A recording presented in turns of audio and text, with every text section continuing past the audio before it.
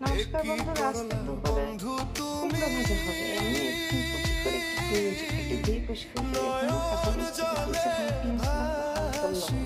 এখানে তেল দিয়ে দিয়েছি, একদম বেশি তেল লাগবে।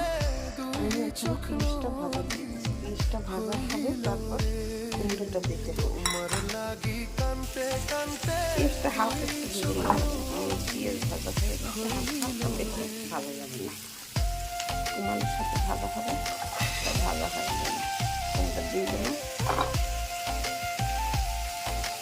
এক চামচ লবণ দিয়ে দিলাম,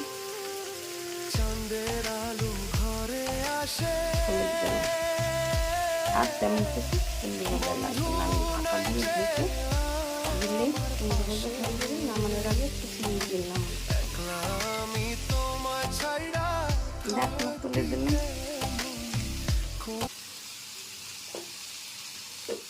কুমড়ো পুরো সেদ্ধ হয়ে গেছে।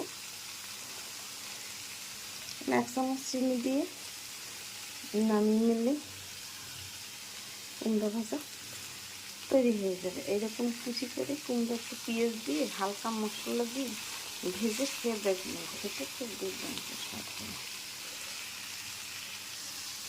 আমার কুমড়ো ভাজা তৈরি হয়ে গেছে। কম তেল দিয়ে এরকম ভেজে আপনারা খেয়ে দেখবেন, খেতে খুব সুস্বাদু লাগবে।